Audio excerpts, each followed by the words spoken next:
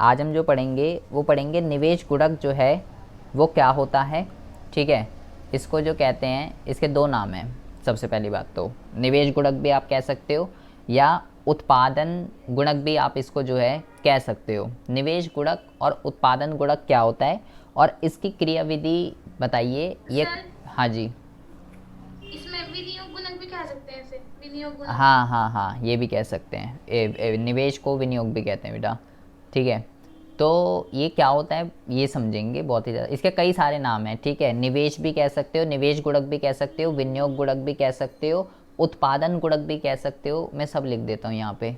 ठीक है, टॉपिक का जो नाम है ये है आपका निवेश गुणक भी कह सकते हो आप इसको। ठीक है, और विनियोग भी कह सकते हो आप इसको। निवेश, विनियोग या उत्पादन उत्पादन गुणक, ये भी आप इसको जो है कह सकते हो। ये क्या होता है बहुत ही ज़्यादा ध्यान से सुनेंगे। 1 नंबर से लेके 6 नंबर तक की वेटेज रखता है। 1 नंबर के क्वेश्चन, 3 नंबर के क्वेश्चन, 6 नंबर के क्वेश्चन सब आते हैं इसमें एग्ज़ाम में। इसको ज़रा एक एग्जांपल से समझते हैं कि ये जो है क्या कहना चाह रहा है। चलो मैं पहले इसका जो है अर्थ लिख देता हूँ, तो फिर उसके बाद जो है एक एग्जांपल लेंगे कि इसका क्या मतलब होता है। हम यहाँ पे लिखते हैं कि भाई इसका अभिप्राय उस संख्या से है। इसका अभिप्राय उस संख्या से है। किस संख्या से है? जिसके द्वारा आय में वृद्धि को डेल्टा वाई के नाम से जानते हैं। आय में वृद्धि, निवेश में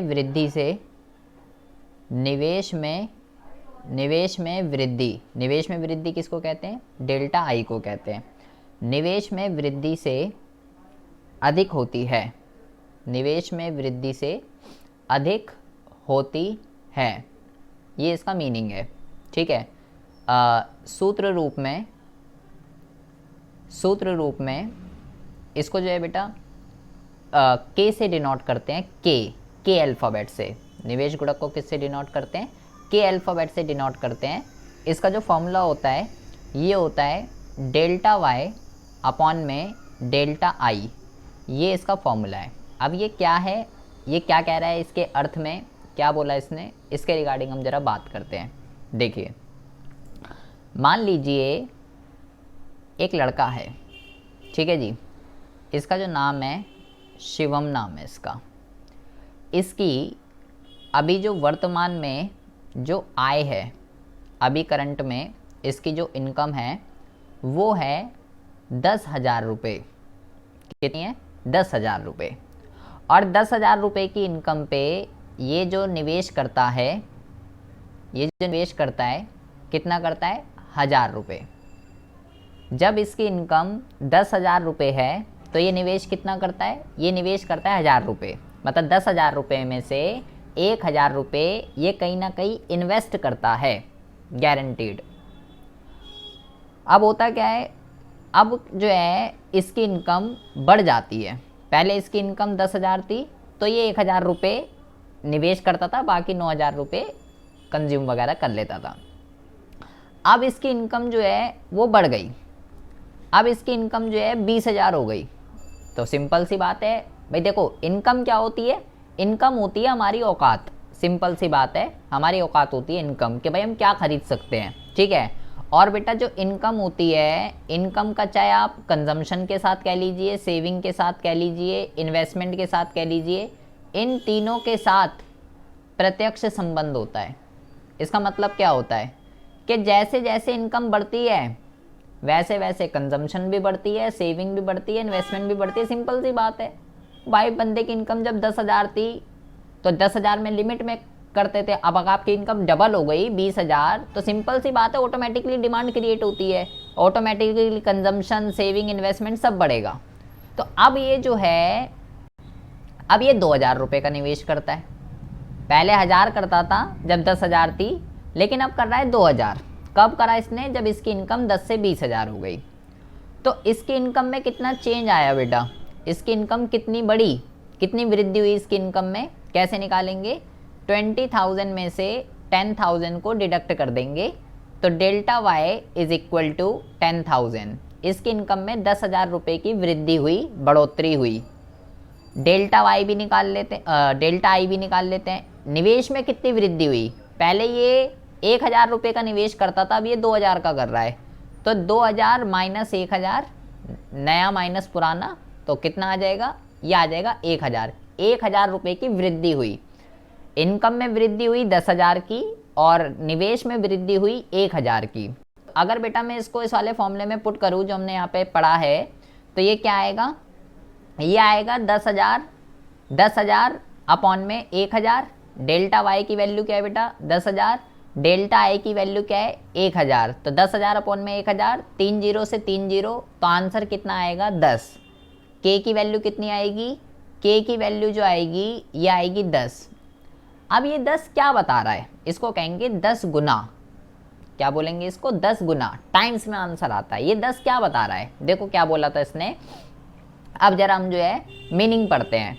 इसने बोला इसका अभिप्राय उस संख्या से है जिसके द्वारा आय में वृद्धि निवेश में वृद्धि से अधिक होती है। इसका मतलब ये है बेटा, अगर आपका ये के क्या है, के है निवेश गुणक, निवेश गुणक को के कहते हैं। अगर के की वैल्यू 10 आई है तो इसका ये मतलब है, देखो के का फॉर्मूला क्या होता है, के का फॉर्मूला जो होता है ये होता है डेल्टा वाई अपॉन में डेल्टा आई, ठीक है। अगर मैं बेटा इसको यहाँ पे कर दूँ तो ये क्या हो जाएगा, k is equal to delta I is equal to delta Y, ये हो जाएगा। अब मैं यहाँ वैल्यू करूँ अगर 10, k की वैल्यू कितनी आई है 10 और i की वैल्यू कितनी आई है 1,000, तो मेरा डेल्टा ये कितना आ जाएगा, डेल्टा वाई ये आएगा 10,000। ये आपको ये बताता है बेटा कि निवेश में चेंज होने की वजह से इनकम में कितने गुना वृद्धि हुई है। बहुत ही ज़्यादा ध्यान से समझेंगे मेरी बात। निवेश में चेंज होने की वजह से इनकम में कितने गुना वृद्धि हुई है, ये निवेश गुणक बढ़ाता है। जैसे इस बंदे ने इस बंदे की 1,000 रुपये निवेश में चेंज हुआ, पहले 1,000 का निवेश करता था और अब 2,000 का कर रहा है, और निवेश गुणक कितना है 10 गुना। तो अगर बेटा इसने 10,000 रुपये निवेश में चेंज किया है और निवेश गुणक 10 है, तो इसका मतलब है 1,000 इंटू में 10 जब मैंने करा तो कितना आया, तो आया 10,000 रुपये। अगर इस बंदे ने निवेश में 1,000 रुपये की वृद्धि कर दी तो इसका ये मतलब है, और निवेश गुणक 10 है, तो इसका ये मतलब है कि भाई इसकी इनकम में 10,000 रुपये से वृद्धि हुई है। क्या किया मैंने, ये बंदा पहले 1,000 रुपये का निवेश करता था, 2,000 का कर रहा है, कितनी वृद्धि हो गई 1,000 रुपये की, 1,000 रुपये की वृद्धि और निवेश गुना 10 है। तो अगर ये निवेश पहले की अपेक्षा पे 1,000 रुपये ज़्यादा कर रहा है और निवेश गुणक 10 है, तो इसका ये मतलब है कि अगर इन्हें निवेश 1,000 से बढ़ाया है ना, तो इसका मतलब है कि इसकी जो इनकम है वो 10 गुना बढ़ी है इसकी, मतलब कि 10,000 रुपये। तो इस चीज़ को जो है निवेश गुणक शो करता है। ये भी कह सकते हो या ये भी कह सकते हो कि निवेश में चेंज होने की वजह से इनकम में कितने ज़्यादा चेंज आया है। देखो निवेश में तो कितना चेंज आया है 1,000 रुपये का, और आय में कितना चेंज आ रहा है 10,000 रुपये का। तो ये इसका कितने गुना है, ये इसका कितने गुना है, 10 गुना ही तो है भाई। 10,000 1,000 का कितने गुना है, 10 गुना है। तो निवेश इनकम की जो वृद्धि है वो निवेश की वृद्धि की कितने गुना है, इट्स कॉल्ड इन्वेस्टमेंट मल्टीप्लायर।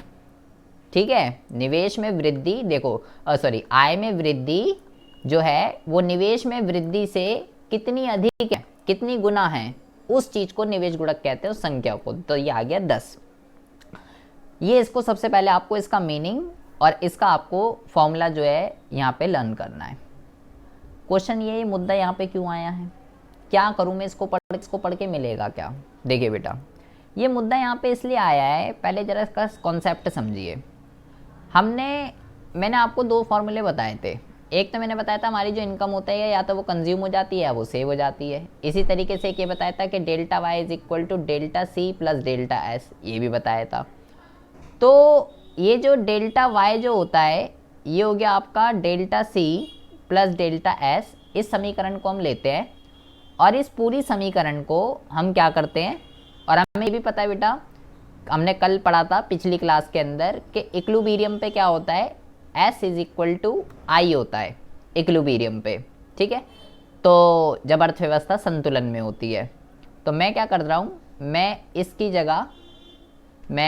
जगह जो है S की जगह I रख रहा हूँ, ठीक है, क्योंकि संतुलन में अर्थव्यवस्था होता है तो ऐसे दोनों बराबर होते हैं, ये संतुलन की है। अब मैं क्या कर रहा हूँ, मैं आपको जो है इस पूरी इक्वेशन को हमें है भाग कर देना है, किससे, डेल्टा y से। ये आपको बस समझना है, मैं आपको बस ये बता रहा हूँ फॉर्मूला आया कैसे है, ठीक है। ये आपको कुछ समझना नहीं है कि ये मैं क्या कर रहा हूँ, एग्जाम में ये नहीं आने का, बस मैं आपको फॉर्मूला बता रहा हूँ आया कैसे है ये। जब मैं इस पूरी इक्वेशन को डेल्टा y से डिवाइड करूँगा, डेल्टा y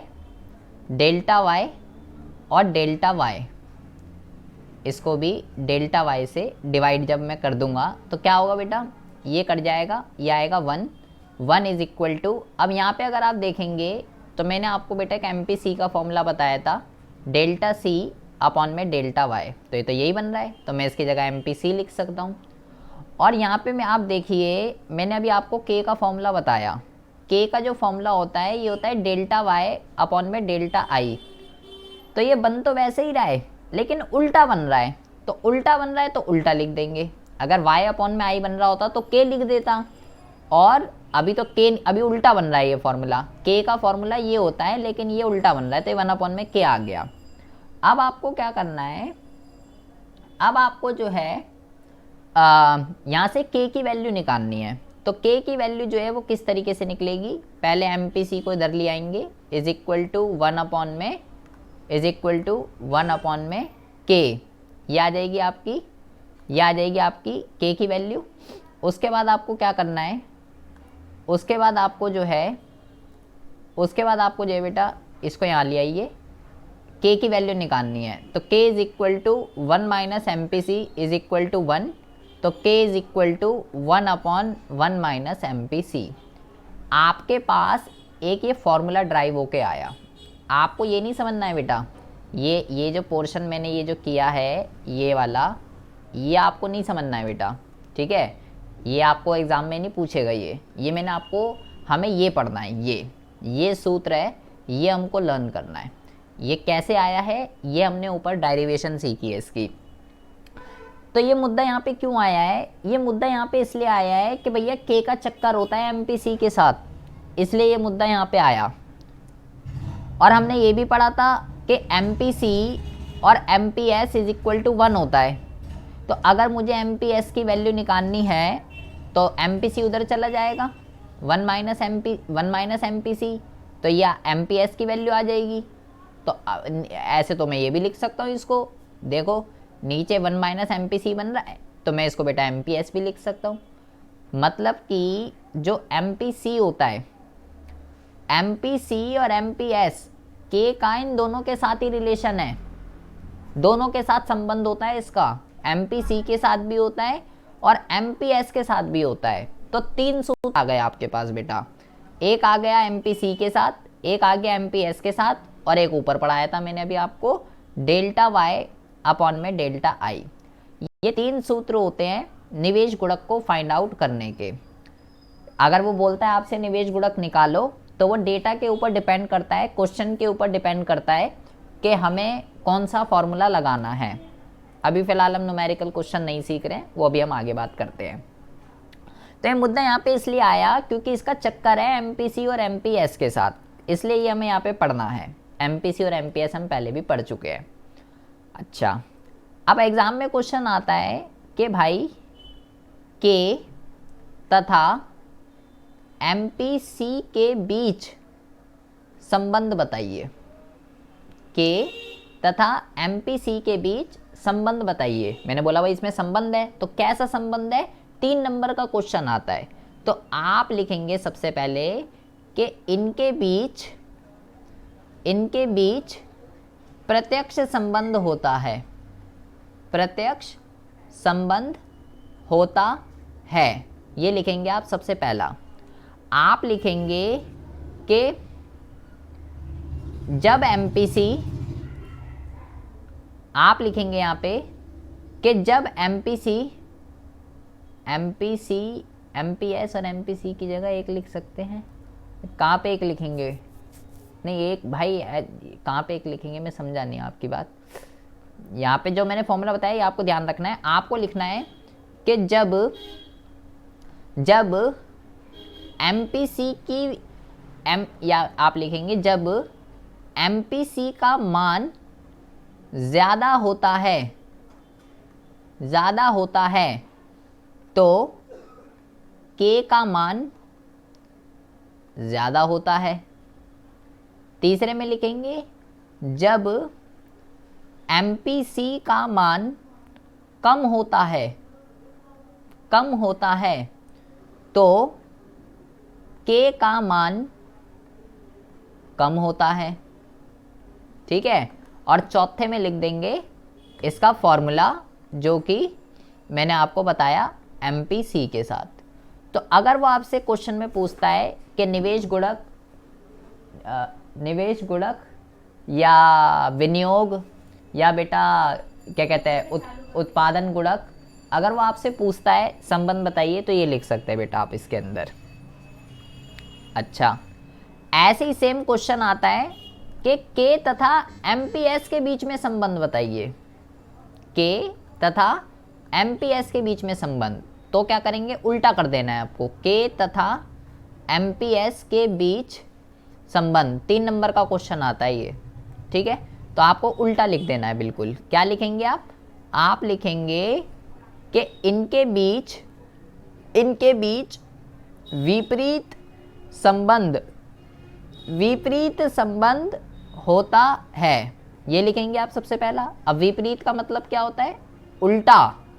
जब MPS का मान अधिक होता है, तो K का मान कम होता है, ये लिखेंगे। फिर लिखेंगे कि जब MPS का मान कम होता है तो K का मान ज़्यादा होता है, ये लिख देंगे। और चौथे में लिख देंगे इसका संबंध 1 में MPS, ये लिख देंगे बेटा आप यहाँ पे। ये लिख देंगे आप यहाँ पे 4 संबंध। अब आप बोलोगे जी क्या कह रहे हो आप, ये तो कुछ समझ नहीं आया मामला कि जी डायरेक्ट संबंध होता है। अगर समझ नहीं आया, ये दोनों पॉइंट के ज़्यादा होता है कम होता है, तो इसको यहाँ पे समझ लीजिए, कोई दिक्कत वाली बात नहीं है। इसको यहाँ पे समझ लीजिए उदाहरण की मदद से। प्रूफ देखिए, यहाँ पे हम समझते हैं MPC के साथ और यहाँ पे अब समझते हैं MPS के साथ। इसके साथ बेटा मैंने क्या बोला आपको, इसका फॉर्मूला क्या है, MPS। मैंने बोला भाई इसके साथ तो विपरीत संबंध है, विपरीत। तो इस विपरीत का मतलब क्या होता है बेटा, मैंने आपको बता रखा है कि MPC की वैल्यू 0 से 1 के बीच में लाई करती है और इसकी भी बेटा 0 से 1 के बीच में जो है लाई करती है। कुछ भी हो सकती है, कुछ भी ले लो वैल्यू, 2 वैल्यू ले लो अपनी मन से। मान लो 0.5 ले लिया मैंने, तो दशमलव हटाएंगे ऊपर 0, 5 एकम 5, 5 दूनी 10। K का मान कितना आएगा 2। ठीक है, जब MPS कितना है 0.5। और अब मैं अभी 0.5 लिया था, अब कुछ भी ले लो अपनी मन से। मान लो 0.8 ले लो, 0.8, तो दशमलव हटाएंगे 0, 10/8 हो जाएगा बेटा। तो ये कितना आएगा, ये आ जाएगा आपका 1.8 एकम 8, 1. तो K का मान कितना आएगा 1.2। अब वैल्यू देखो कम आई, पहले 2 आई थी, अब 1.2 हो गई, वैल्यू कम हो गई। वैल्यू क्या हो गई, वैल्यू जो है कम हो गई। कब हो गई कम, जब मैंने MPS जो है ज़्यादा ले लिया। यहाँ पे MPS मैंने कितना लिया, यहाँ पे MPS मैंने 0.5 लिया और यहाँ पे मैंने MPS कितना लिया, यहाँ मैंने MPS 0.8 लिया। व्हेन MPS इंक्रीज, जब MPS का मान अधिक हुआ तो K की वैल्यू घट गई। ये होता है विपरीत का मतलब। और इसके बीच में मैंने क्या बोला, प्रत्यक्ष संबंध होता है। तो प्रत्यक्ष संबंध का मतलब क्या है, जैसे यहाँ पे MPC 0.5 लो तो K की वैल्यू देखो क्या आएगी, 1/1 माइनस MPC। ये इसका सूत्र बताया मैंने आपको। तो बेटा जब मैं 0.5 को पुट करूँगा, 0.5 को पुट करूँगा तो यहाँ पे क्या आ जाएगा, 0.5 दशमलव हटाएंगे 0 तो 2 आंसर आएगा। ठीक है, अब मैं इसकी वैल्यू को बढ़ा देता हूँ, इसकी वैल्यू को 0.8 ले लेता हूँ। अब आंसर मैंने बढ़ा दिया तो अब k की वैल्यू भी 2 से बड़ी आनी चाहिए। तो देखिए 1/1 minus 0.8 and it will be 0.2, decimal हटाएंगे 0, k is equal to 10/2 and it will be 5। तो k का मान कितना आ गया, k का मान आ गया 5। देखो अब जैसे बढ़ी उसकी वैल्यू भी बढ़ी तो भाई k का मान भी बढ़ गया, पहले 2 आ रहा था अब 5 हो गया। तो इसके साथ इसका मतलब है प्रत्यक्ष संबंध है, सीधा संबंध है बेटा इसका। तो ये एग्जाम में बेटा बहुत इंपॉर्टेंट है, इसको आपको बहुत ही अच्छे से एमपीसी के साथ क्या संबंध है, एमपीएस के साथ कैसा संबंध है, और वो आपसे ये भी कह सकता है कि भैया हमें जो है उदाहरण की सहायता से हमें बताइए कि आखिर किस तरीके से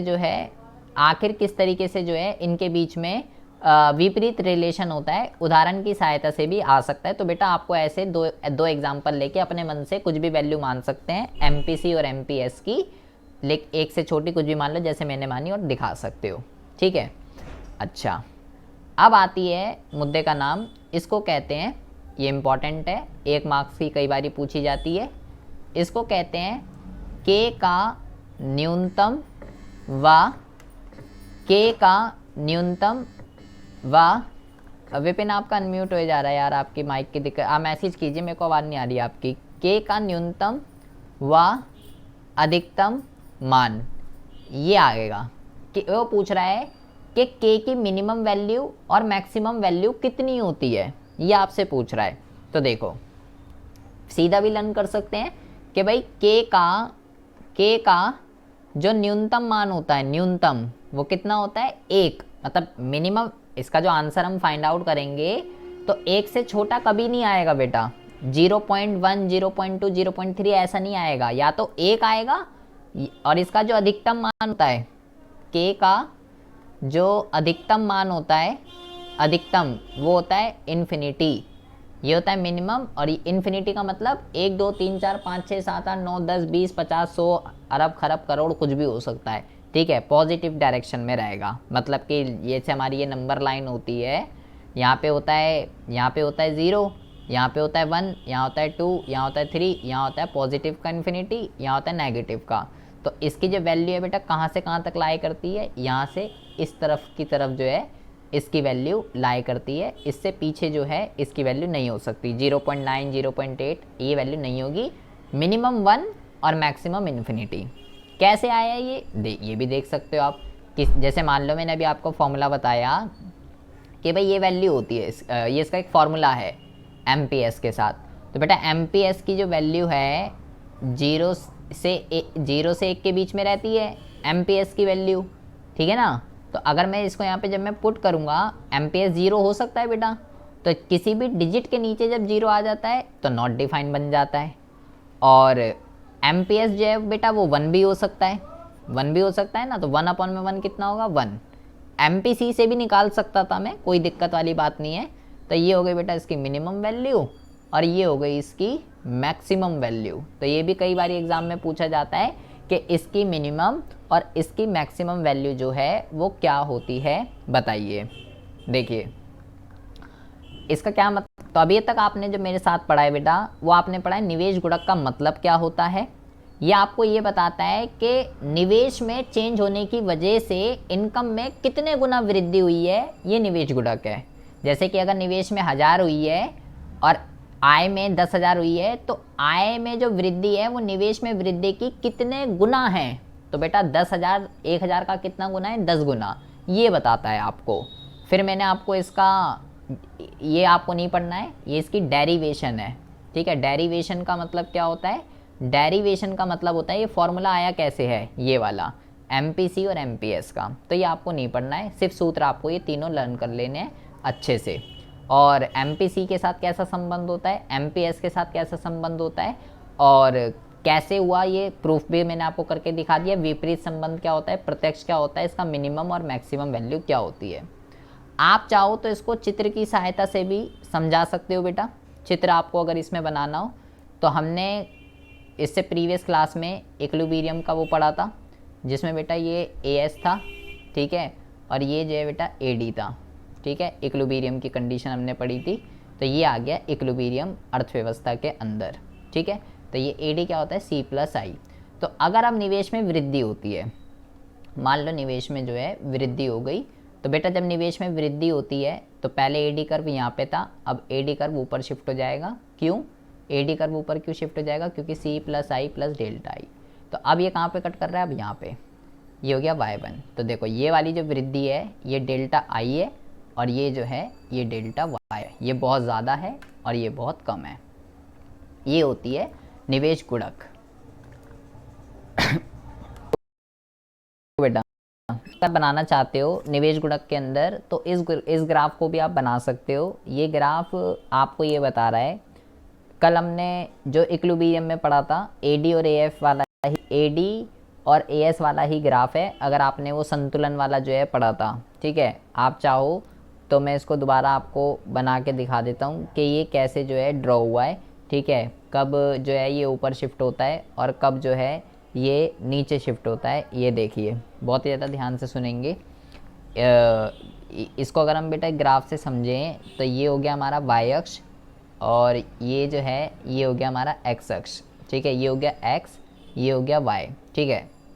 जो समग्र पूर्ति का जो वक्र होता है ये होता है आपका इस तरीके से, ठीक है। ये समग्र पूर्ति का है।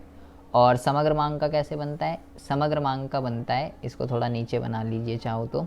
समग्र मांग का जो बनता है, समग्र मांग का जो बनता है ये बनता है आपका इस तरीके से, ये बन गया समग्र मांग का। अब समग्र मांग जो है ये सी प्लस आई का जोड़ होती है, ठीक है। तो अभी ये बेटा इसको कहाँ पे प्रतिच्छेद कर रहा है, यहाँ पे। तो इक्विलिब्रियम वाली अगर आपने वीडियो देखी है या पढ़ा था तो आपको पता होगा, ये हमने ग्राफ पढ़ा था उस दिन कि भाई अर्थव्यवस्था के अंदर संतुलन जो है वो यहाँ पे जो है स्थापित हो रहा है, ठीक है। तो अब बहुत ही ज़्यादा ध्यान से सुनेंगे, दो तरीके की चीज़ें आपको समझनी है। अगर निवेश बढ़ा तो क्या होगा, और अगर निवेश घटा तो क्या होगा। निवेश बढ़ने का मतलब क्या है कि अगर अर्थव्यवस्था के अंदर बेटा क्या कहते हैं, नई नई इंडस्ट्रीज़ खुलती हैं, नए नए उद्योग अगर स्थापित होते हैं तो उसको कहते हैं निवेश का बढ़ना। और अगर अर्थव्यवस्था से जैसे 2020-2021 में हुआ कोविड के अंदर अच्छे अच्छे बिजनेस बंद हो गए, अच्छे अच्छे इंडस्ट्रीज़ बंद हो गई, तो उसको कहते हैं निवेश का घटना, ठीक है। अगर मान लीजिए जैसे 2021 में हुआ बेटा, लॉकडाउन लगा, अच्छा बिजनेस ठप हो गया, ताले लग गए बिजनेसों के अंदर, तो उसकी वजह से कर्व क्या होगा, उसकी वजह से कर्व जो है वो बेटा नीचे की तरफ शिफ्ट होगा। इसको बोलेंगे AD is equal to C plus I और माइनस डेल्टा आई, इसको ये बोलेंगे, क्योंकि इंडस्ट्रीज़ वगैरह हट गई, ठीक है। हाँ ये इफेक्टिव डिमांड है, ई पॉइंट पे भाई इफेक्टिव डिमांड है। तो अब देखो ये इसको कहाँ पे वो कर रहा है, अब ये इसको जो है यहाँ पे कर रहा है ना, ये इसको यहाँ पे कट कर रहा है। तो अभी इक्विलिब्रियम कहाँ पे आ रहा है अर्थव्यवस्था में, अभी इक्विलिब्रियम यहाँ पे आ रहा है। ऐसा कब हुआ, मेन ये था AD, और ये जो है ये है AD1। ऐसा कब हुआ, ये नीचे क्यों आया, ये नीचे इसलिए आया क्योंकि अर्थव्यवस्था से उद्योग वगैरह हट गए, निवेश कम हो गया, तो हमारी जो आय है, जो संतुलन है वो भी बेटा कम हो गया। नीचे क्या है, नीचे आय है, या GDP भी लिख सकते हो, कुछ भी लिख सकते हो। आय हमारी कम हो गई, राष्ट्रीय आय या GDP कम हुई थी ना हमारी 20 और 21 में, लॉकडाउन लग गया था जब। अब अगर नई नई इंडस्ट्रीज खुलती हैं तो क्या होगा, तो बेटा ये कर्व ऊपर शिफ्ट हो जाता है। जब नए नए उद्योग खुलते हैं तो ये जो कर्व है ये कर्व ऊपर शिफ्ट हो जाता है यहाँ पे। तो ये हो जाएगा, इसको AD1 नाम दे दीजिए, इसको AD2 नाम। ये क्या है, ये C प्लस आई, और यहाँ लिखेंगे प्लस डेल्टा आई। यहाँ प्लस लगाया है बेटा मैंने, प्लस का मतलब नए नए उद्योग खुल रहे हैं, और यहाँ मैंने माइनस लगाया है। माइनस का मतलब उद्योग हट रहे हैं, जो खुले हुए थे बिजनेस वगैरह वो हट रहे हैं। अब ये देखो ये इसको कहाँ पे कर रहा है, कट कहाँ कर रहा है, ये इसको यहाँ पे। तो इससे देखिए ये अब यहाँ पे आ गया, ये आ गया Y2, ठीक है। और इसको नाम दे देते हैं E1, और इसको हम नाम दे देते हैं E2।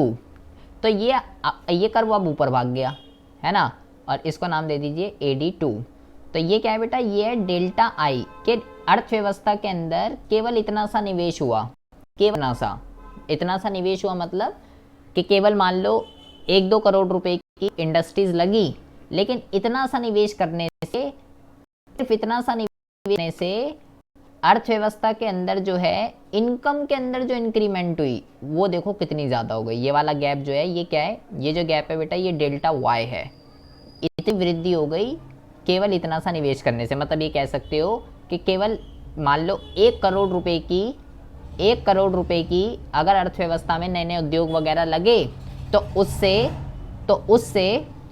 अर्थव्यवस्था के अंदर जो राष्ट्रीय आय है उसमें 10 करोड़ की वृद्धि हो गई, ये भी कह सकते हो। तो कितने गुना वृद्धि हुई, 10 गुना वृद्धि हो गई अर्थव्यवस्था के अंदर। तो यही बेटा क्या है, यही बेटा जो है निवेश गुणक है, जो आपको बताता है ग्राफ से। इसको क्या कहते हैं, बहुत ही ज़्यादा ध्यान से समझेंगे। जब अर्थव्यवस्था के अंदर निवेश होता है, निवेश की वजह से जब इनकम बढ़ती है, तो इसको कहते हैं निवेश की प्रतिकूल प्रतिकूल, ठीक है। और क्या कहते हैं यहाँ पे जो है, और इसको हम क्या बोलेंगे, इसको हम बोलेंगे, सॉरी इसको बेटा प्रतिकूल लिख दिया मैंने, इसको बोलेंगे निवेश की अनुकूल प्रतिक्रिया, और इसको हम क्या बोलेंगे, इसको हम बोलेंगे निवेश की प्रतिकूल प्रतिक्रिया। इसका क्या मतलब हुआ, इसका मतलब ये हुआ कि जब अर्थव्यवस्था के अंदर निवेश करने से इनकम बढ़ती है तो वो बेटा अनुकूल कहलाता है। अनुकूल मतलब पॉजिटिव चीज़ है, अच्छी चीज़ है, इनकम में वृद्धि हुई है। जब निवेश में वृद्धि करने से इनकम के अंदर वृद्धि होगी तो इसको हम क्या बोलेंगे, इसको हम बोलेंगे अनुकूल, इसको अनुकूल बोलेंगे। और जब निवेश में कमी से अर्थव्यवस्था के अंदर आय में कमी होगी तो इसको हम क्या बोलेंगे, इसको हम बोलेंगे प्रतिकूल। तो ये भी एग्जाम में कई बार पूछा जाता है कि निवेश की अनुकूल प्रतिक्रिया और निवेश की प्रतिकूल प्रतिक्रिया से आप क्या समझते हैं। इसको कहते हैं बैकवर्ड प्रोसेस, इसको कहते हैं बैकवर्ड प्रोसेस, और इसको कहते हैं फॉरवर्ड प्रोसेस इंग्लिश में, ठीक है। तो आप अगर वो पूछता है अनुकूल और प्रतिकूल क्या होता है, तो आप बोलेंगे जब निवेश में वृद्धि से अर्थव्यवस्था के अंदर आय में वृद्धि होती है तो इसे निवेश की अनुकूल प्रतिक्रिया कहते हैं, और जब निवेश में कमी से अर्थव्यवस्था के अंदर आय में कमी होती है तो इसे निवेश की प्रतिकूल प्रतिक्रिया कहते हैं। और ये वाला ग्राफ भी आप इसके अंदर जो है बनाकर आ सकते हैं। अच्छा जी, ठीक है, ये बात हमें समझ में आ गई। अब इसके अंदर जो 6 मार्क्स का क्वेश्चन आता है वो आपको समझना है। बस एक चीज़ और पढ़ाऊंगा मैं इसके अंदर आपको, फिर आपका ये कंसेप्ट ख़त्म हो जाएगा। ज़्यादा चीज़ें हम इसमें आज हम नहीं पढ़ेंगे। हमें इसका क्या पढ़ना है, 6 नंबर का क्वेश्चन आता है कि निवेश गुणक की प्रतिक्रिया, निवेश गुणक की क्रियाविधि कहते हैं इसको, ठीक है, क्रियाविधि, ठीक है, क्रियाविधि। इसका मतलब क्या है, इसका मतलब ये बेटा ये 6 मार्क्स का फिक्स क्वेश्चन है। वो आपको बोलता है कि एक उदाहरण की सहायता से ये कैसे काम करता है, इन्वेस्टमेंट मल्टीप्लायर, एक तालिका की सहायता से हमको इसको बताना है, ठीक है। तो इसके अंदर जो है इसकी क्रियाविधि को समझाने के लिए हमें जो है 2 चीज़ें चाहिए होती हैं, ठीक है। क्या क्या चीज़ें चाहिए होती है, इसमें हमें उदाहरण के अंदर, इसको समझाने के लिए उदाहरण के अंदर हमें 2 चीज़ें लेट करनी पड़ेगी। एक तो हमें चाहिए होता है MPC और एक हमें लेना पड़ेगा डेल्टा आई। मान लीजिए डेल्टा आई क्या बेटा, निवेश में वृद्धि, क्या है ये, ये है निवेश में वृद्धि। ठीक है, MPC मान लो मैंने 0.5 मान लिया और ये जो है मैंने 100 मान लिया कि अर्थव्यवस्था के अंदर 100 करोड़ रुपए की नए नए उद्योग स्थापित हो रहे हैं, नए नए उद्योग, नई नई इंडस्ट्रीज ओपन हो रही हैं, ये मैंने मान लिया। ठीक है, तो बहुत ही ज़्यादा ध्यान से सुनेंगे बेटा। अगर क्वेश्चन के अंदर या तो ये चीज़, ये जो मैंने यहाँ पे लिखा है, ये जो मैंने यहाँ पे लिखा है, या तो ये चीज़ आपको होती है गिवन एग्ज़ाम के अंदर, वो आपको खुद बोलेगा। MPC की वैल्यू कुछ भी हो सकती है बेटा, 0 से 1 के बीच में होती है ना, तो 0.1, 0.2, 0.3, 4, 5, 6, 7, 8, 9 वो कुछ भी दे सकता है आपको। ठीक है, अगर गिवन होगी तो वो कुछ भी दे सकता है 0 से 1 के बीच में, और डेल्टा आई भी वो कुछ भी दे सकता है। ठीक है, कुछ भी, वो कुछ भी दे सकता है और बोलेगा अब बताइए, कुछ भी दे सकता है। अगर वो बेटा खुद देगा तो फिर तो वो कुछ भी दे सकता है, लेकिन अगर वो कहेगा, दूसरा सिनेरियो ये है, वो कहेगा भाई खुद ही अपना उदाहरण ले ले और हमें टेबल से सहायता से बताइए। तो अगर वो कह रहा है खुद अपना एग्जाम्पल ले लो, एक अपना उदाहरण ले लो, तो आप ये उदाहरण ले सकते हैं। लेकिन जब वो बेटा खुद दे, मान लो वो कह रहा है भाई MPC 0.8 लेना है, MPC 0.8 है और निवेश में वृद्धि 1000 है, आप टेबल बनाइए, तो बेटा फिर हमें वही लेना पड़ेगा जो क्वेश्चन में दे रखा है। जब उसने बोला खुद एग्जाम्पल ले लो, खुद उदाहरण लो, तो आप यही लिख सकते हैं। मोस्टली बेटा एग्ज़ाम में खुद उदाहरण लिख कर आता है, लेकिन ऐसा नहीं है, कई बार ऐसा भी आया हुआ है वो खुद दे देता है। तो खुद दे दे या कुछ भी करे, करना तो हमें एक ही चीज़ है। देखिए हमें क्या करना है, हमें एक तालिका बनानी है यहाँ पे। ठीक है, निवेश गुणक की अगर क्रियाविधि आती है तो हमें इस क्वेश्चन के अंदर एक तालिका बनानी है। उस तालिका के अंदर आपको 5 कॉलम बनाने हैं। सबसे पहला जो आपको कॉलम बनाना है, ये बनाना है आपको, सबसे पहला जो आपको बनाना है, ये बनाना है बेटा आपको चक्र का।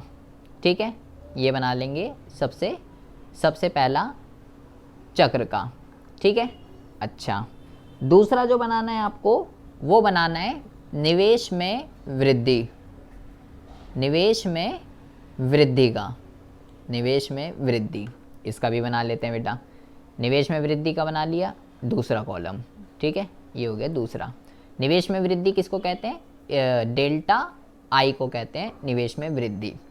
तीसरा आपको जो बनाना है वो बनाना है आय में वृद्धि, आय में वृद्धि, ये बना देना है आपको, ये बना देना है आपको तीसरा, आय में वृद्धि। ठीक है, अच्छा, और कौन सा बनाना है बेटा? और आपको बनाना है आय में वृद्धि के बाद उपभोग में परिवर्तन, उपभोग में आय में वृद्धि मतलब डेल्टा वाई, और उपभोग में परिवर्तन, उपभोग में परिवर्तन ये लिखेंगे यहाँ पे, सॉरी, उपभोग में परिवर्तन ये लिख देंगे यहाँ पे, और लास्ट में लिखेंगे बेटा बचत, लास्ट में ये लिख देंगे। अब देखिए, अब इसमें आपको करना क्या है। बचत बेटा बना भी सकते हो, नहीं भी बना सकते, कोई ऐसी कोई बात नहीं है। हो सकता है आपकी बुक में केवल 4 ही कॉलम बने हुए हो, तो बचत वाला आपके ऊपर है, आप बनाना चाहो या नहीं, बिना बनाए भी काम हो जाएगा हमारा। कोई ऐसा बचत का कॉलम बनाना कोई ऐसा मैंडेटरी नहीं है बेटा। बहुत ही ज़्यादा ध्यान से आँख नाक कान खोलकर आप सुनेंगे। नींद आ रही है तो पानी वानी डाल के आ जाइएगा। देखिए बहुत ही ज़्यादा ध्यान से सुनेंगे।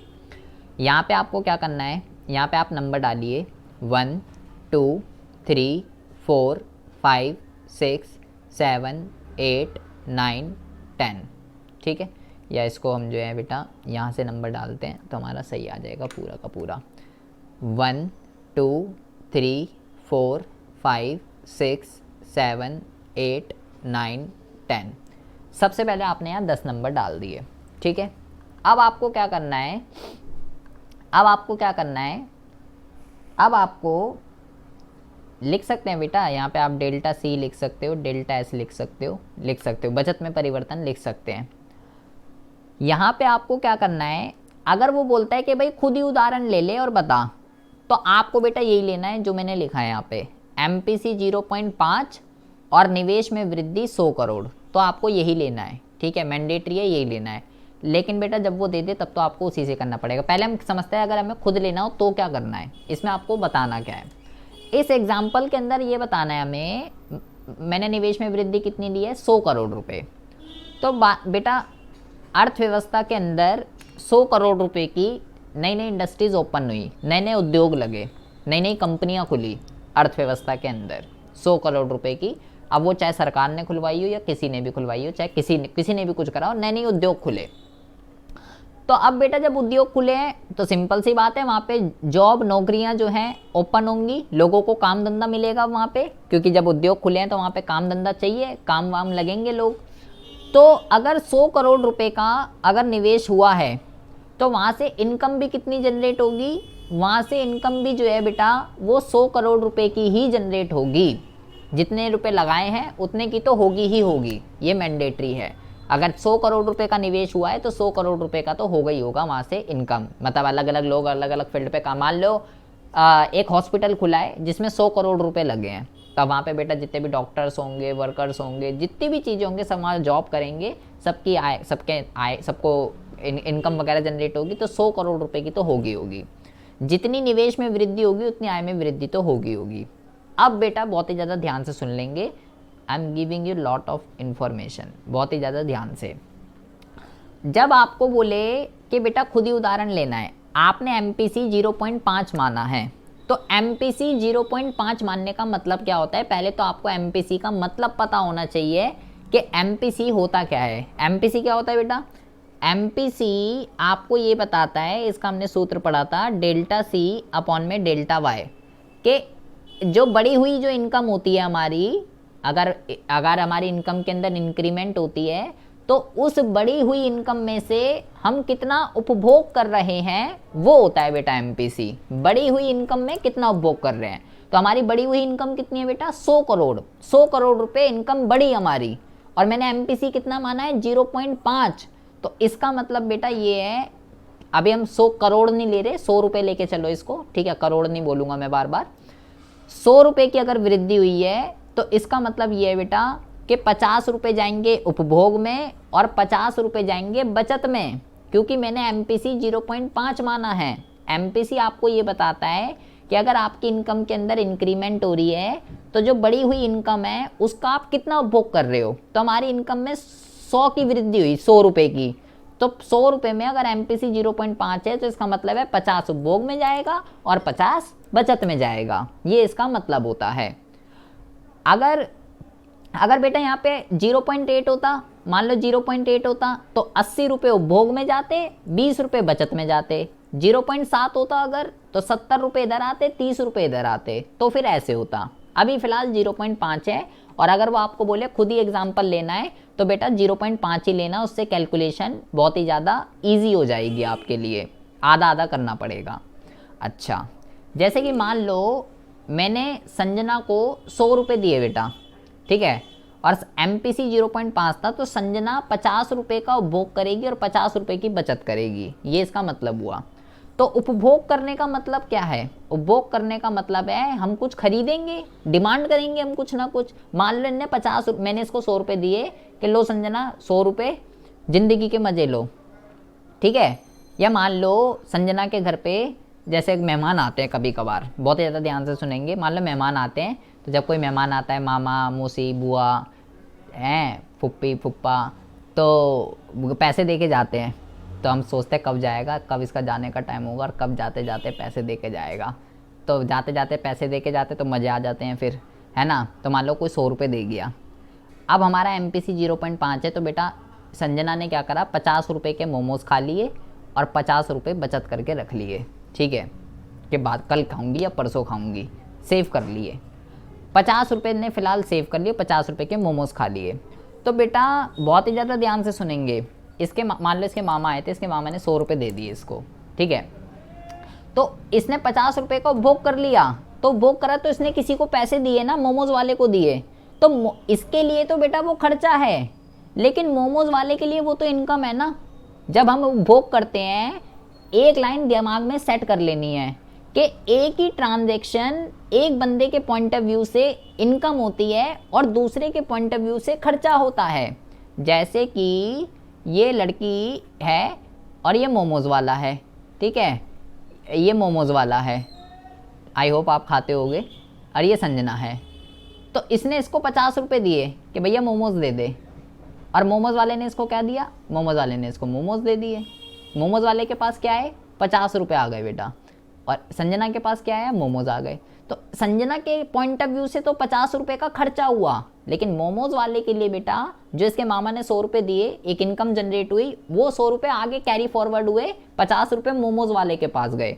तो वो मोमोज़ वाले के लिए बेटा इनकम हो गई, वो मोमोज़ वाले के लिए इनकम हो गई 50 रुपये की। समझ रहे हो आप भाई, इसके मामा ने 100 रुपये दिए तो 50 रुपये का इसने उपभोग कर लिया, 50 की बचत हो गई। तो जो इसने उपभोग कराया कुछ खरीदा होगा ना, तो जो खरीदा इसने किसी को पैसे दिए होंगे उस चीज़ को खरीदने के लिए, तो वो एक ही खर्चा एक के पॉइंट ऑफ व्यू से इनकम होती है तो दूसरे के लिए खर्चा होता है। तो मोमोज़ वाले के बेटा 50 रुपये का क्या हुआ, इनकम में वृद्धि हो गई। अब MPC हमने कितना माना है, 0.5। तो बेटा वो जो मोमोज़ वाला है वो 25 रुपये का कुछ उपभोग करेगा और 25 रुपये का सेव कर लेगा। उसके पास मोमोज़ वाले के पास मोमोज़ वाला आगे कैरी फॉरवर्ड करेगा, कुछ खरीदेगा, क्योंकि मैंने MPC 0.5 माना है। तो वो जो 25 रुपये का कुछ खरीदेगा, अब वो कुछ भी सामान खरीद सकता है, तो वो जिससे उसने खरीदेगा बेटा, वो मान लो वो अपना मोमोज़ का कुछ सामान खरीद रहा है, तो वो अगले बंदे के लिए इनकम होगी बेटा। मान लो उसको मैदा खरीदना है, सब्जी खरीदनी है, तो वो 25 रुपये आगे देगा बेटा, तो वो उसके लिए इनकम हो जाएगी। फिर मैंने MPC कितना माना है, 0.5। तो वो भी बेटा आपको ये आधा आधा क्यों करना पड़ रहा है, क्योंकि MPC आपने 0.5 माना है बेटा। तो अगर आप 0.5 मानोगे तो आपको सिर्फ आधा आधा करना पड़ेगा और कुछ नहीं करना आपको, ठीक है। ये और इसी तरीके से यहाँ पे कुछ नहीं करना बेटा, यहाँ पे अब आपको डैश डाल देना है। बस एक बारी 100 करोड़ रुपए का निवेश हुआ, एक बारी इसके मामा ने 100 रुपये दिए और ये अब कैरी फॉरवर्ड वही 100 रुपये आगे चले जा रहे हैं। देखो इसके मामा ने दिए, संजना के पास 100 रुपये आए, 100 रुपये संजना ने मोमोज़ खाए 50 के, मोमोज़ वाले के पास 50 रुपये आए, 50 रुपये की इनकम हुई। मोमोज़ वाले ने 25 रुपये का मैदा खरीदा, मैदे वाले की इनकम हुई। मैदे वाले ने 12.5 रुपये का और कुछ खरीदा आगे। तो ये प्रोसेस बेटा अब चलता रहेगा, वही 100 रुपये जो है, वही 100 रुपये जो हैं अब बेटा चलते रहेंगे, ठीक है। ये जो है ये यहाँ पे आ जाएगा, आपको बस बेटा आधा करता रहना है इसको, 0.5 0.25, देन इसको आप यहाँ पे लिखेंगे 6.25, इट विल बी 3.12 3.12, इसको यहाँ पे लिखेंगे 3.12। सिर्फ आधा आधा करना है और कुछ भी नहीं करना। और आधा क्यों हो रहा है ये बेटा मैटर करता है, क्योंकि MPC बेटा 0.5 माना है। अगर MPC कुछ और होगा तो उसके हिसाब से हमको जो है कैलकुलेशन करनी पड़ेगी, ठीक है। लेकिन वैसे बेसिकली एग्ज़ाम में जो है क्या कहते हैं, वो बोलता है खुद ही मान लीजिए अपनी मन से। तो जब खुद ही मानना है अपने मन से तो आपको सिर्फ आधा आधा करना है। ये बात आप जो है यहाँ पे लर्न कर लीजिए। और ये ऐसे लास्ट में आके बेटा यहाँ पे हो जाएगा 0। देखो ये हो गया आपका बेटा 0। इसके मामा ने जो 100 रुपये दिए थे, या जो भी किसी भी मौसी ने, बुआ ने, फुप्पी ने, खाला ने, जिसने भी दिए थे, उनके 100 रुपये देने से इसने 50 रुपये का उपभोग करा बेटा, और 50 रुपये सेव करे। वो 50 रुपये आगे गए, जिसको भी इसने जो भी खरीदा उसने आधे उपभोग करे, आधे सेव करे, फिर उसने आगे दिए, फिर उसने आगे दिए, फिर उसने आगे दिए, फिर उसने आगे दिए। वही 100 रुपये आगे जनरेट होते जा रहे हैं, आगे अगले बंदे की इनकम जनरेट होती जा रही है। तो ये जो प्रोसेस है बेटा, ये किस तरीके से चलता है, ये प्रोसेस चलता है इस तरीके से कि अगर निवेश में अगर कुछ भी परिवर्तन होगा, अगर डेल्टा आई में अगर परिवर्तन होगा, तो निवेश में परिवर्तन से बेटा इनकम में परिवर्तन होता है, इनकम में परिवर्तन से उपभोग में परिवर्तन होता है, और उपभोग में परिवर्तन से वो अगले बंदे की इनकम होती है। जैसे इसको 100 रुपये अगर मिले, 50 इसने उपभोग करे, 50 सेव करे, तो जिसने उपभोग करे कुछ खरीदा होगा, तो वो जो इसने खरीदा है वो इसके लिए तो खर्चा है, लेकिन दूसरे के लिए इनकम है। तो ये प्रोसेस जो है, ये जो प्रक्रिया है, ये इस तरीके से जो है ये चलती रहती है बेटा। यहाँ पे अगर आप करेंगे तो ये आ जाएगा 100, इसको आप जब करेंगे 100 तो यही है बेटा, ये 150, ये 175 और इन सब पॉइंट वालों को जोड़ लीजिएगा तो डेल्टा वाई आ जाएगा आपका 200, ठीक है। और क्योंकि एमपीसी मैंने 0.5 माना है तो जब आप इसका टोटल करने की कोई ज़रूरत नहीं है, 200 का आधा कर दीजिए, ठीक है, क्योंकि 0.5 माना है तो 200 का आधा, ये 100 और 100 आएगा। इनको आप ऐड कर लोगे, 50 तो आई, 25 आई, 75 और इनको सब जोड़ोगे। जोड़ने की कोई ज़रूरत ही नहीं है, कोई रिक्वायरमेंट ही नहीं है, इतना दिमाग आपको नहीं लगाना है। तो अगर हम यहाँ से के की बात करें तो के का फॉर्मूला क्या होता है बेटा, डेल्टा वाई अपॉन में delta I is equal to 200 upon में 100, तो ये कितना आएगा 2। निवेश गुणक की वैल्यू क्या आ जाएगी, निवेश गुणक की वैल्यू आएगी 2 कि 100 करोड़ का अर्थव्यवस्था के अंदर अगर निवेश किया गया, अगर 100 करोड़ रुपए की अगर अर्थव्यवस्था के अंदर नए नए उद्योग, नई नई कंपनियां खुली तो उससे इंडिया अर्थव्यवस्था की जो राष्ट्रीय आय है उसमें 200 करोड़ रुपए की वृद्धि हुई, 2 गुना ज़्यादा। कि अगर 100 करोड़ रुपए का उद्योग लगाओगे, कोई अगर एक हॉस्पिटल खुला है 100 करोड़ रुपए का, जैसे एक एग्जांपल से समझिए बेटा, देखो इसका मतलब क्या हुआ जो हमने ये ऊपर पढ़ा। जैसे मान लीजिए बेटा कि 2021 के अंदर भारत में जो है 100 उद्योग थे, ठीक है, 100 उद्योग थे और हमारी जो राष्ट्रीय आय थी वो 2 लाख थी। एक एग्जांपल आपको बता रहा हूँ, तो ये हमने जो पढ़ा है इसका मतलब क्या है।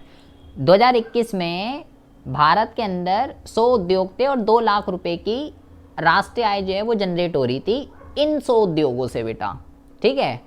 तो 2022 में सरकार ने क्या बोला कि जी हम एक उद्योग लगाएंगे 100 करोड़ रुपए का, ये वाला एक उद्योग लगाएंगे, ठीक है।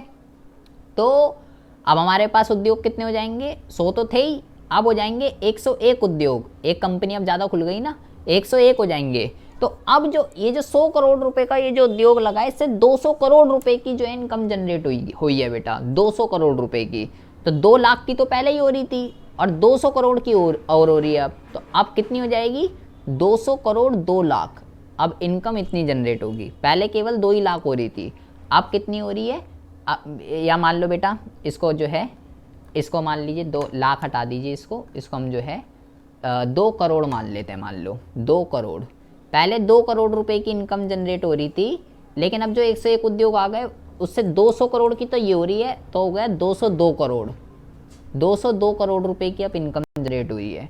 तो हमारी राष्ट्रीय आय में कितनी वृद्धि हुई, 200 करोड़ रुपए की वृद्धि हुई हमारी राष्ट्रीय आय में, सिर्फ एक एक्स्ट्रा उद्योग लगाने से, केवल 100 करोड़ रुपए का निवेश करने से। तो ये कॉन्सेप्ट आपको यहाँ पे जो है ये समझाना चाह रहा है कि अगर एक अर्थव्यवस्था के अंदर एक नया निवेश होता है, एक नई इंडस्ट्री अगर इस्टेब्लिश होती है, तो उससे पहले जो हमारी राष्ट्रीय आय थी वो कितनी, और अब इस नई इंडस्ट्री के लगने से अर्थव्यवस्था के अंदर राष्ट्रीय आय में कितनी वृद्धि होगी, कितने गुना वृद्धि होगी, ये बेटा आपको यहाँ पे ये समझाने का प्रयास कर रहा है। तो अगर वो आपसे पूछता है निवेश गुणक की क्रियाविधि, तो आपको बेटा ये अपने आप लेट करना है, अज्यूम करना है। अगर वो कहता है खुद ही ले लीजिए, ये तालिका बनानी है, ये आधा आधा क्यों हुआ है और ये यहाँ पे क्यों आ रहे हैं, क्योंकि एक ही ट्रांजेक्शन एक के पॉइंट ऑफ व्यू से भोग है तो दूसरे के लिए इनकम है, इसलिए बेटा यहाँ पे आ रहे हैं। ये के की वैल्यू आपको निकाल के दिखानी है एंड यहाँ पे आपको जो है 1-2 इसकी एक्सप्लेनेशन दे देनी है कि चक्र 1 में आय में 100 करोड़ की वृद्धि से 50 इधर चले गए, 50 इधर चले गए, क्योंकि एमपीसी 0.5 है। फिर चक्र 2 में आय में 50 करोड़ की वृद्धि से 25 करोड़ इधर, 25 करोड़ इधर, ऐसे आय 3 में 3 तक एक्सप्लेन कर देंगे और ऐसा लिख देंगे ऐसा चक्र 10 तक चलता रहेगा, और उसके बाद ये के निकाल के दिखा देंगे। और आपको बेटा इसके अंदर कुछ भी नहीं करना। ये 6 नंबर का क्वेश्चन आता है एग्ज़ाम के अंदर, फिक्स है। ये तालिका, ये एग्जाम्पल और यहाँ तक एक्सप्लेनेशन देनी है 3 चक्र तक, कि 3 चक्र और ऐसा चक्र 10 तक चलता रहेगा, ये लिख देंगे, पूरे 10 चक्र नहीं लिखने, और ये के निकाल के दिखा देंगे। और हो सके तो ये भी आप लिख सकते हो। अगर बेटा कम नंबर में आता है, ये कम नंबर में भी आ जाता है कभी कभार, कि निवेश गुणक की प्रक्रिया बताइए, गुणक की प्रक्रिया 3 नंबर में आ गया, अगर मान लो 3 मार्क्स का अगर आ गया और उसने कोई एग्जाम्पल वगैरह नहीं पूछा, ठीक है, तो उसके लिए बेटा क्या आपको लिखना है, क्या कंटेंट लिखना है, वो मैं आपको जो है ग्रुप में भेज दूंगा। अगर 3 नंबर का ये छोटा आ गया तो आप इसके अंदर क्या लिखेंगे, तो वो आप जो है वहाँ पे उसको समझ लीजिएगा। उसमें आपको टेबल नहीं बनानी। टेबल बेटा तभी बनानी है जब वो बोले कि एक उदाहरण की सहायता से समझाइए, तो ही बनाना है। अगर वो उदाहरण नहीं पूछ रहा आपसे, वो आपसे बोल रहा है केवल निवेश गुणक की क्रियाविधि बताइए, बस उन्हें उदाहरण नहीं पूछा। ले मार्क्स भी मैटर करते हैं, कितने का आया है, 3 का आया है या 6 का आया है। 3 का आया है तो थ्योरेटिकल लिख के हो जाएगा काम। उदाहरण तभी देना है, तालिका तभी बनानी है जब वो पूछे। तो जब केवल उदाहरण पूछेगा, थ्योरेटिकल पूछेगा, तो थ्योरेटिकल में थ्योरेटिकल लिखना पड़ेगा। यही चीज़ जो हमने यहाँ तालिका में सीखी है। तो क्या लिखना है वो मैं आपको ग्रुप में जो है अभी भेज दूंगा नोट्स के अंदर। इतनी बकवास बेटा आपको जो है ध्यान रखनी है। सबस हो गई क्या, नींद बदली होगी पूरी? No sir. हाँ देखो देखो आ गई नींद, खुल गई आँख। क्या करी, क्या चल रहा है ये, मैं कहाँ आ गई? क्या है, आ रही है कुछ समझ? ये क्या बहुत ऊपर से जा रही है? क्या पढ़ा रहे हो सर जी? क्या किसका 50 किसका 25 क्या कर रहे हो? किसके मोमोज तुम हैं? कितनी ऊपर से गया है, सच सच बता दो। आया नहीं आया कुछ, ये बताओ पहले तो। सर जी कुछ आ गया कुछ रह गया। कुछ मोमोज तो नहीं खाती रह गई तुम संजना के साथ? कहीं कह रही है मेरे को भी ले चल, वैन में भी खा लूँगी। मुस्कान आवाज़ आ रही है नहीं? कुछ समझ में आ रही है या ऊपर से जा रही है? सर इसका डायग्राम नहीं मैंने नहीं समझा नहीं जब मेरी क्लास। नहीं, डायग्राम बना सकते हो, कोई दिक्कत वाली बात नहीं है। अच्छी बात है, प्रेजेंटेशन जितना अच्छा दोगे उतना बढ़िया है। संजना कुछ समझ में आ रहा है या नहीं? सर हाँ इसमें तो जो हम जिस मॉडल से मैं कर रही हूँ तैयार, उसमें तो पता नहीं क्या क्या दिया हुआ है। यही दे रखा है बेटा, जो उस दिन आपने भेजा था यही है जो आपने भेजा था मुझे उस दिन। शिवम आ रहा है कुछ समझ में? शिवम सैनी, शिवम गोस्वामी हाँ सर पूरा आ रहा है एकदम। आ रहा तो है। इसका मतलब क्या है, गुणक का उल्टी दिशा में काम करना? यही तो है बेटा, ये इसको कहते हैं उल्टी दिशा। प्रतिकूल को कहते हैं उल्टी दिशा, उल्टी दिशा। और इसको कहते हैं सीधी दिशा, सीधी दिशा। ये इनके नाम, जैसे हमारे नाम होते हैं ना घर में 2 2 3 3, ऐसे इनके भी नाम होते हैं। ठीक है जी। ये क्या लिख दिया इनने, 100/0.5 मल्टीप्लाई 10, 200 आता था तो हम 0.5 को 50 कैसे मान सकते हैं? क्या लिख दिया भाई आपने, ये समझा नहीं मैं आपकी बात। कहाँ पे कह रहे हो आप, इसकी बात कर रहे हो क्या? किसकी बात कर रहे हो विपिन आप? किस में? इसके लिए या ऊपर वाले टॉपिक की बात कर रहे हो आप? नहीं, ये यहाँ पे हमने ये एमपीसी का फॉर्मूला ये होता है भाई। एमपीसी आप ये लिखो ना, एमपीसी।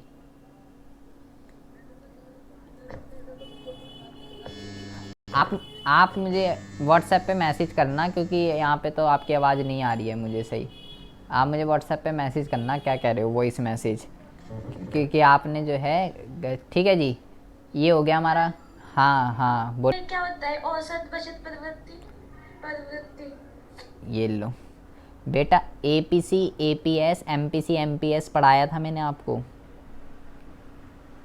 ये 4 वर्ड पढ़ाए हैं, एपीसी एएस। आप क्लास ले रहे थे नहीं ले रहे थे, पहले ये बताओ। No sir. हाँ क्लास नहीं ले रहे थे ना आप, अच्छा इसलिए नहीं पता आपको। तो मैं वीडियो भेज दूंगा, ये वीडियो देखना, इसलिए नहीं पता आपको ये। अभी इससे पहले तो यही पढ़ा है हमने। ठीक है जी। सर को मैंने देनी थी। Okay sir. ये मैं नोट्स वगैरह सब भेज रहा हूँ सारे आज, वो उस वाले कल वाले भी और ये भी सारा।